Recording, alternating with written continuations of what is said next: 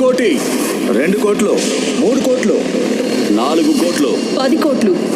అరే ప్రియ గారు, మీరు ఇప్పటికే సగం సిటీని కొనేశారు. ఇలాంటి చిన్న చిన్నవైనా మా కోసం వదిలేయండి. ఆ బిజినెస్ మ్యాన్ మాటలు విన్న ప్రియా ఒక చిరునవ్వు నవ్వింది. ప్రియా సిటీలోనే సక్సెస్ఫుల్ బిజినెస్ ఉమెన్.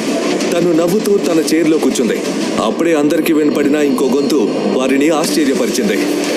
25 కోట్లు, డైరెక్ట్గా 25 కోట్ల. ఎవరతను? అరే వీడు డెలివరీ బాయ్ అభినవ్ కదా.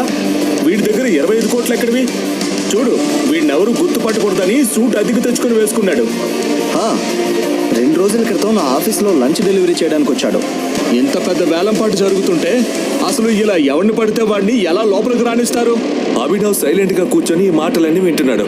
అప్పుడే ఇంకొక వ్యక్తి గట్టిగా, అరే మేనేజర్ భయ్యా, వీడి దగ్గర 25 కోట్లు కాదు కదా, 25 రూపాయలు కూడా ఉండవు.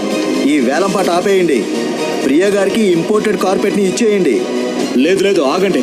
ఒకవేళ ఈ బికారి గారి దగ్గర 25 కోట్లు లేకపోతే ప్రియ గారి పాటను నేను ఛాలెంజ్ చేస్తాను. ఈ కార్పెట్ కోసం నేను 12 కోట్లు ఇవ్వడానికి సిద్ధంగా ఉన్నాను. ఆ వ్యక్తి అన్నది విన్న అభినవ్, 60 కోట్లు. అరే బికారి, నువ్వెక్కడి నుంచి తెస్తావు 60 కోట్లు? వేలంపాట అంటే పిల్లలాట కాదు. నువ్వు